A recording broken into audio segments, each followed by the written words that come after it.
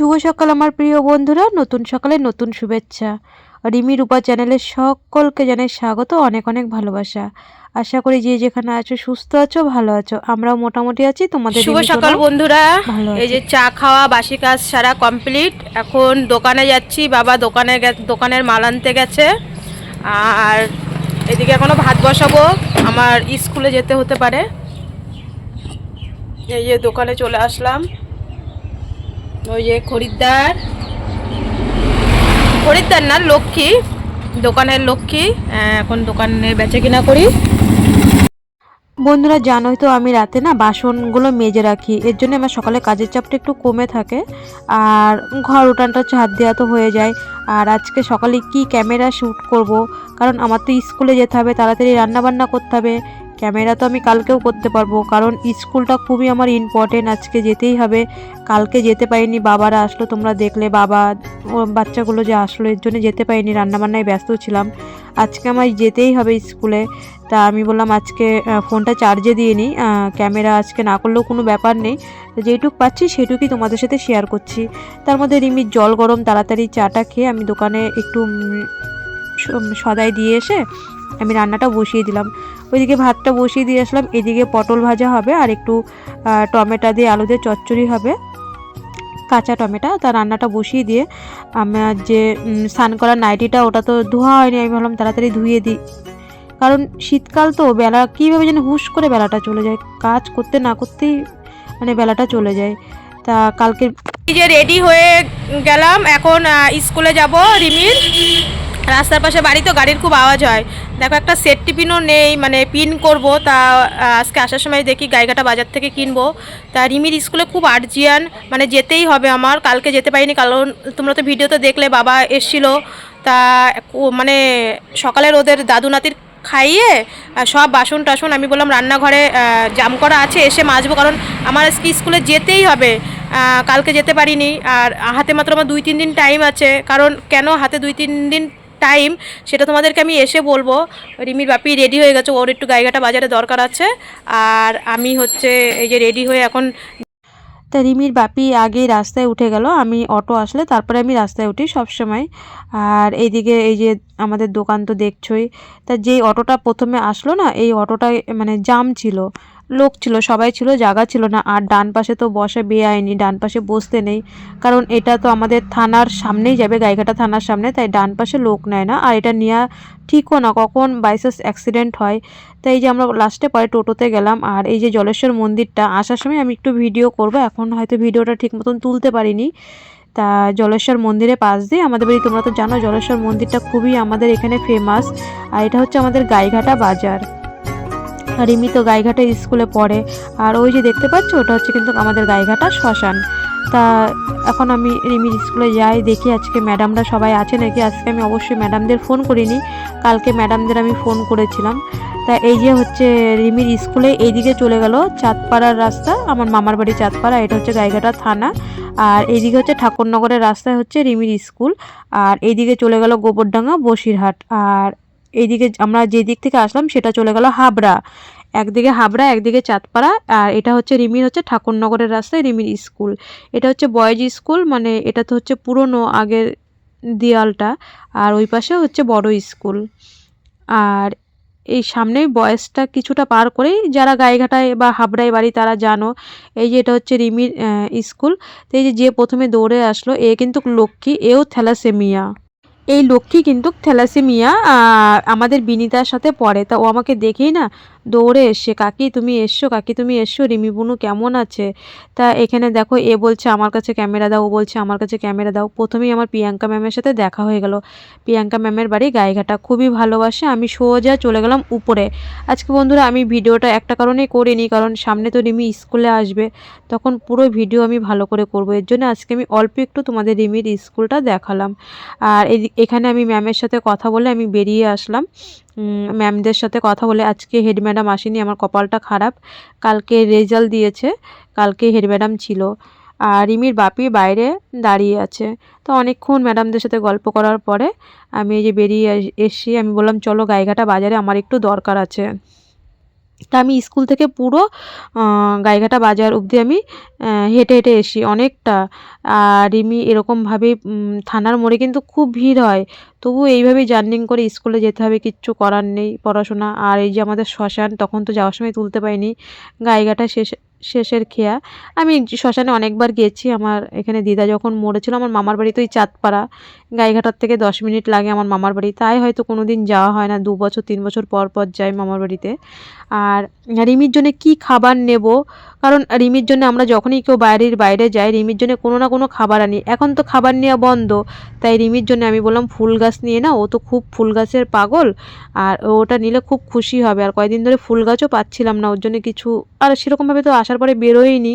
তা ওর বাপি একটা ওই সাদা গোলাপ গাছটা আমারই পছন্দ মতো নিলাম। রিমিকে আর ফটো পাঠাইনি, ওর বাপির ফোনটা থুয়ে এসছি, আর আমার ফোনটা নিয়ে এসি ভিডিও করার জন্যে। তা আমি আর বলছি মেয়েকে নিয়ে গিয়ে ওকে সারপ্রাইজ দেবো। তা এই গোলাপ গাছটা নিলাম, আর 5টা গাঁদা ফুল গাছ নিয়েছি। 5টা গাঁদা ফুল গাছ 20 টাকা, আর গোলাপ গাছটা 80 টাকা চেয়েছিল, বলে পরে 60 টাকা করেছি। ও কিন্তু এটা পেলে খুবই খুশি হবে, খুব আনন্দ পাবে মেয়েটা আমার। তা রিমির বাপি বলছে আমি নেব না, তুমি নাও। আমি বললাম না, তুমি হাতে নাও।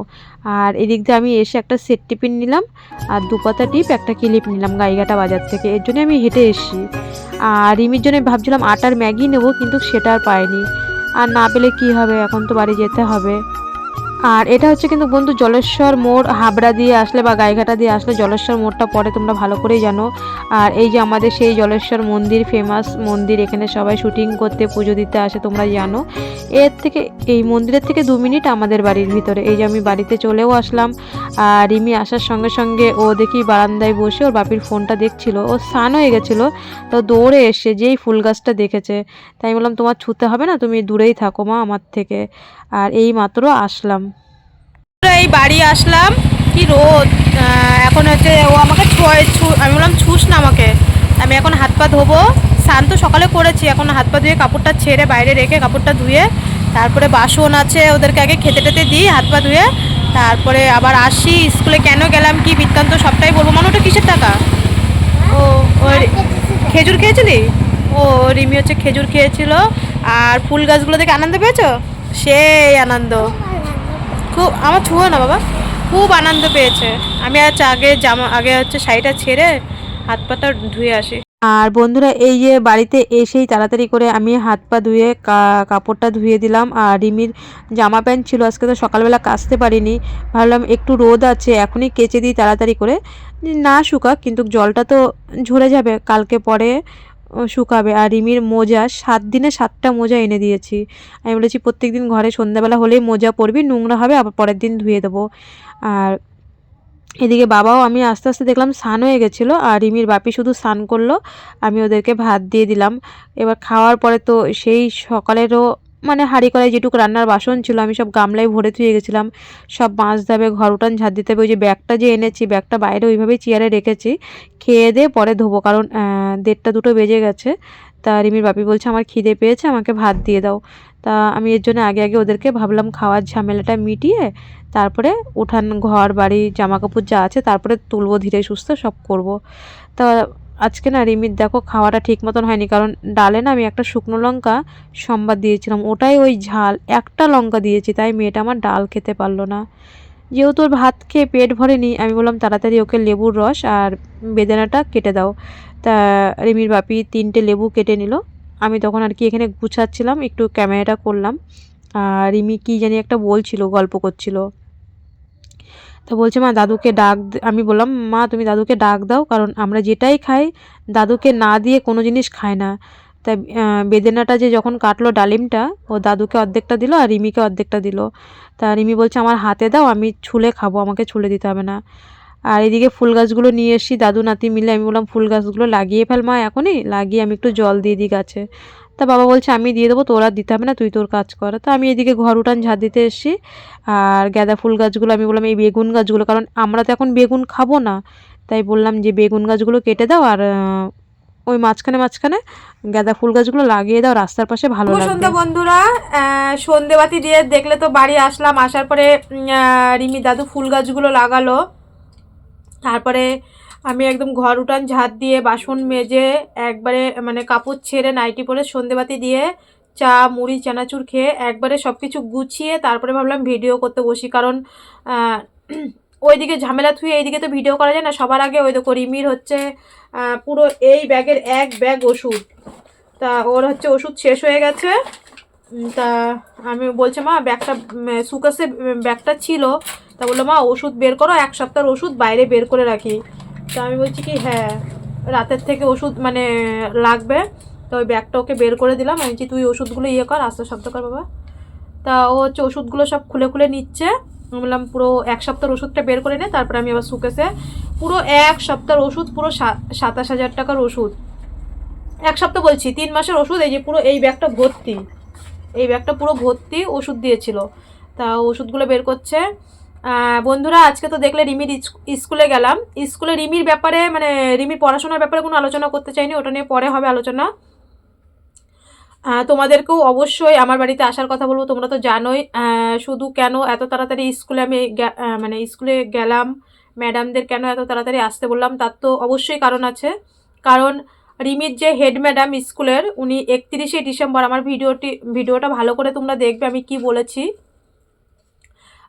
রিমির হচ্ছে হেড ম্যাডাম ওদের স্কুলের ডিসেম্বরের 31 তারিখে রিটায়ার হয়ে যাবে। তাহলে তো রিমির সাথে ওনার বয়স হয়েছে, যদি 30 তারিখে আসে তোমরা দেখতে পারবে। যদি ওনার সাথে যদি রিমির আর না দেখা হয়, রিমির যে 3-4 বছর স্কুলের জার্নিংটা, এইটা তো পড়াশোনা করতেই পারিনি, একবার পরীক্ষা দিয়েছে তারপরে দিতে পারিনি। কারণ ম্যাডামদের অবশ্যই অবদান, শুধু বিএমটির জন্য অবদান না, ওর পড়াশোনার ক্ষেত্রেও অনেক অবদান আছে ম্যাডামদের। এর জন্যই হেড ম্যাডামের সাথে রিমির আর দেখা হবে না। তাই আমি ম্যাডামদেরকে বললাম যে ম্যাডাম রিটায়ার হওয়ার আগেই আমাদের বাড়িতে আসার কথা, বিশেষ করে হেড ম্যাডাম। আর ওর যেগুলো প্রিয় ম্যাম, সবাই প্রিয়। মোহনা ম্যাম, আজকে মোহনা ম্যামের সাথে দেখা হয়েছিল, আর মোহা ম্যামের সাথে আমার দেখা হয়নি। মানে আমি মরে গেলে তার পরবর্তীতে রিমিকে আমার মতনই একজন ভালোবাসার মানুষ আছে স্কুলের ম্যাডাম, তারও একটা মেয়ে আছে রিমির বয়সে। তা মোহনা ম্যাম আর মোহা ম্যাম, তা কালকে স্কুলে রেজাল্ট দেওয়া হয়ে গেছে বলে আজকে হেড ম্যাডাম আসেনি, আমার সাথে দেখা হয়নি। তা মোহনা ম্যামের সাথে দেখা হলো, ম্যাডাম বলল যে আমরা এমনি ভেবেছিলাম 30 তারিখে রিমিকে দেখতে যাব। তা হচ্ছে ঠিক আছে, 30 তারিখে ম্যাডাম আসবে হেড ম্যাডাম, আর 31 তারিখে চলে যাবে। শুধু ম্যাডাম 31 তারিখে চলে যাওয়ার কারণেই আমি আজকে নিমন্ত্রণ করতে গেছিলাম স্কুলে ম্যাডামদের। আর বাচ্চারা তো মানে যেই রিমির মায়ের কথা আমি বললাম, তখন তো বলছে না, সবাই নাম্বার নিয়েছে, যেই কজন 10-এর বাচ্চারা ছিল তারা নাম্বার নিয়েছে, সবাই বলছে আসবে। আমি বললাম মা তোরা একটু ধীরে সুস্থে আসবি, একদিনেই সবাই আসবি না, আস্তে আস্তে আসবি। ম্যাডামও বললো আমাদের যার যখন সময় হবে আমরা তখন রিমিকে দেখতে যাব, যখন ইচ্ছা হবে, শুধু আমরা চোখের দেখা দেখে চলে আসবো। আর রিমির পড়াশোনার ব্যাপারে বললো হ্যাঁ অবশ্যই আমরা তো ওটা হেল্প করবোই, মানে রিমি মানে ভর্তি তো হয়ে যাবে আর ঘরে পড়াশোনা চালু হয়ে যাবে 3 তারিখের থেকে। আর শুধু পরীক্ষার সময় আমরা নিয়ে গিয়ে, মানে সবার সাথে পরীক্ষা দেবে না, ও আলাদা একা ঘরে পরীক্ষা দেবে। বললো অবশ্যই আমরা হচ্ছে তো ওই পড়াশোনার ব্যাপারটা আমরা তো অবশ্যই হেল্প করব। ম্যাম বললো কি হ্যাঁ অবশ্যই রিমিকে আলাদা ঘরেই পরীক্ষা টরীক্ষা দেওয়ার সব বন্দোবস্ত সবই আমরা করব, ওটা নিয়ে কোনো ব্যাপার হবে না। তারপরে এই আর কি বললো যে সত্যি মানে আমি শুধু রিমির ম্যাডামদেরকে আজকে দেখানি একটাই কারণে, তারা যখন আমার বাড়িতে আসবে তখন তোমরা অন ক্যামেরায় দেখবে।